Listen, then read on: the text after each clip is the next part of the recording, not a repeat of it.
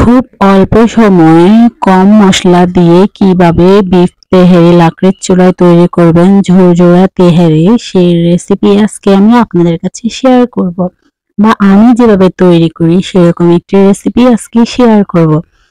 সম্পূর্ণ ভিডিওটি দেখবেন না টেনে। আশা করি আপনাদের ভালো লাগবে, আর ভালো লাগলে অবশ্যই ভিডিওটি একটি লাইক করে শেয়ার করে কমেন্ট করে আমার পাশেই থাকবেন। আসসালামু আলাইকুম। এই যে বিফ তেহারি শুরু করতেছি। তো আমি মাংসগুলোকে ভালোভাবে ধুয়ে নিয়েছি ক্লিন করে। তারপর পেঁয়াজ কুচি দিয়ে দিয়েছি আদা বাটা, দিয়ে দিলাম রসুন বাটা। পরিমাণ মতো যে যতটুকু খাবেন ওই অনুযায়ী মশলাটা অ্যাড করবেন। তারপরে দিলাম জিরা বাটা, স্বাদ মতো লবণ দিয়ে দিলাম।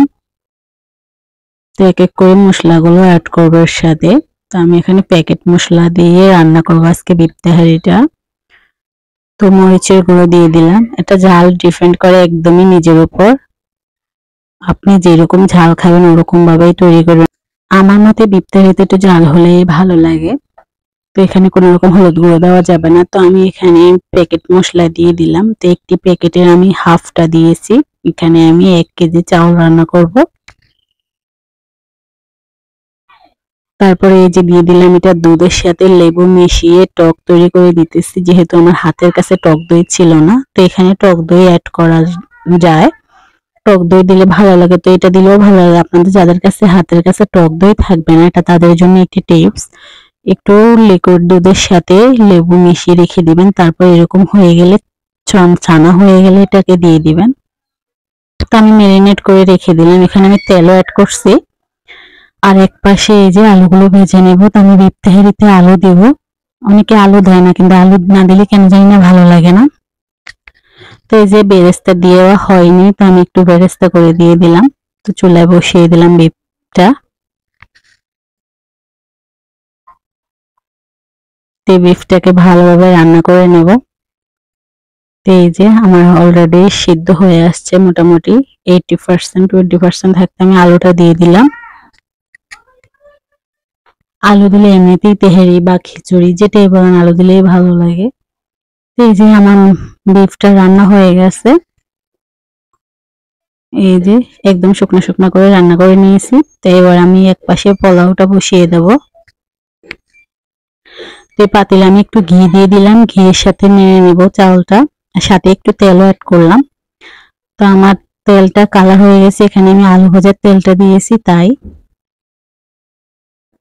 তো চালগুলিকে ভালোভাবে ভেজে নিতে হবে, তাতে জোরজোরো হবে। তো এখানে গরম পানি অ্যাড করলাম। এই যে পরিমাণ মতো গরম পানি অ্যাড করে দিলাম। তো এইভাবে কমে আসছে। এই পর্যায়ে আমি মাংসটা দিয়ে দেব।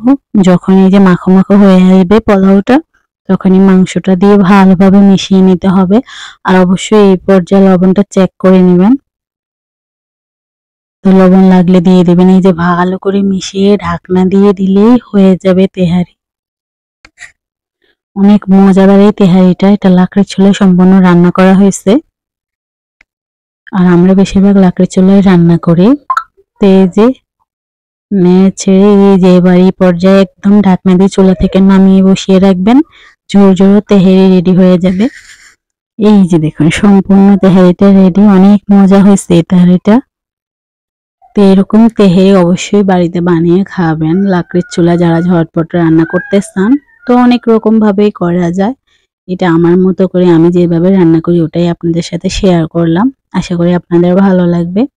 তো ফেসবুক পেজ থেকে দেখে থাকলে অবশ্যই পেজটাকে ফলো দিয়ে যাবেন, আর ইউটিউব থেকে দেখে থাকলে অবশ্যই চ্যানেলটাকে সাবস্ক্রাইব করে আমার পাশেই থাকবেন। সবাই ভালো থাকবেন, সুস্থ থাকবেন, আমার জন্য দোয়া করবেন। আপনাদের জন্য আমি অল টাইম দোয়া করি। আল্লাহ হাফেজ।